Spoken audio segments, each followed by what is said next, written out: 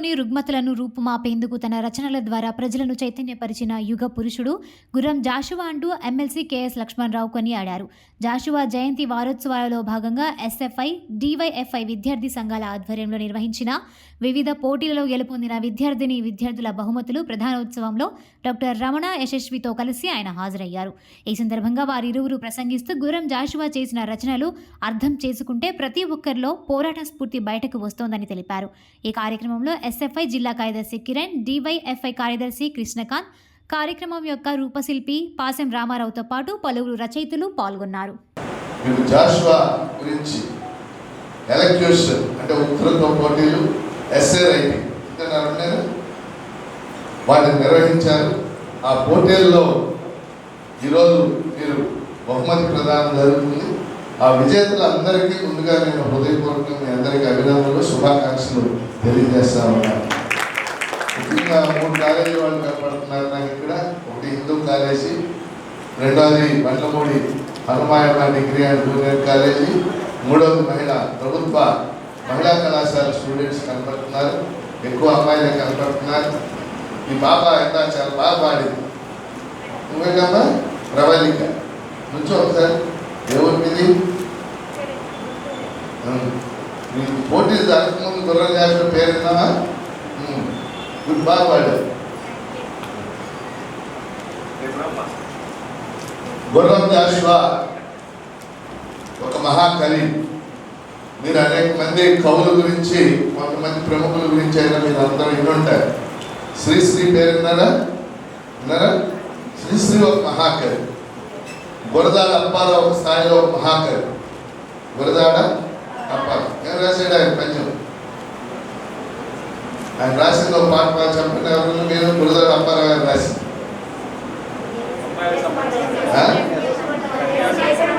దేశం అంటే బట్టి కాదు, బాగా దేశమును ప్రేమించమన్నా మంచి అన్నది. గురదాడ అప్పారావు గారు చాలా రాశారు. కన్యాశుల్కం అనే గొప్ప పుస్తకాలు రాశారు.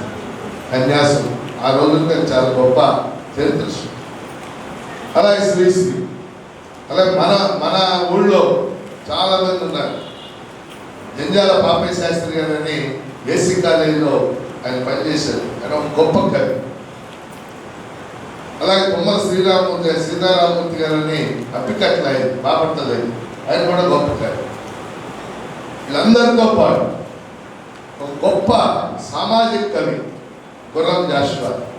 చాలా రాశాడు ఆయన. కానీ 2 ప్రధాన పుస్తకాలు మనం చెప్పుకుంటా ఉన్నాం. ఒకటి గబ్బిలం, రెండవది పిరదౌసి.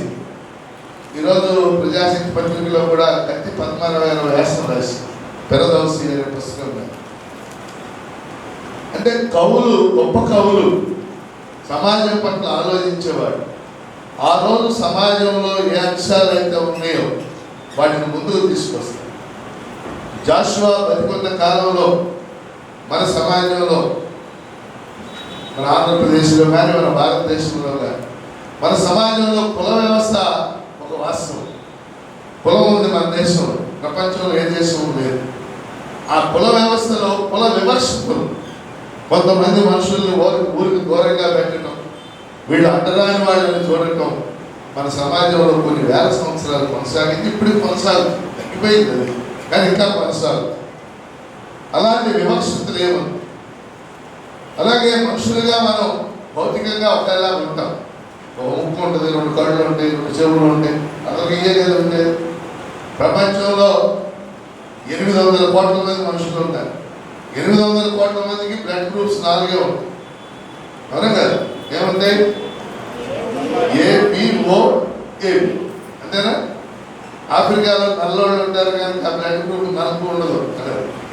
ప్రపంచంలో మనుషులందరికీ అయ్యే బ్లడ్ గ్రూప్స్. మనుషులందరూ భౌతికంగా ఒకలాగా, కానీ మనుషుల మధ్య తీవ్రమైన అసమానతలు, ఆర్థిక అసమానతలు, సామాజిక అసమానతలు. వీడు తక్కువ కులం వాడు, వీడు ఎక్కువ కులం వాడు, వీడు పెద్ద కులం వాడు, వీడు అంటరాని వాడు అనేది చూడటం మన సమాజంలో కొన్ని వేల సంవత్సరాల నుంచి జరుగుతుంది. వీడు పేదవాడు. జాషువా తన కవిత్వంలో, తన పుస్తకాల ద్వారా వీటన్నింటినీ కూడా ఆయన దున్మాడు, నిరసించాడు.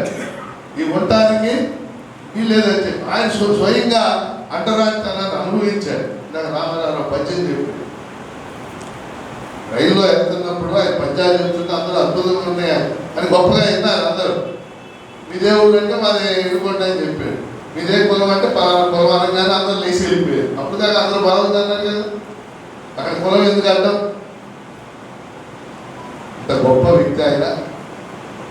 ఎందుకు ఆయన ఇప్పటికీ స్మరించుకుంటున్నామంటే ఆయన 50 ఏళ్ళ క్రితం చేశాడు ఈ రచన, 60 ఏళ్ళ క్రితం చేశాడు, 40 ఏళ్ళ క్రితం చేశాడు, 70 ఏళ్ళ క్రితం చేశాడు.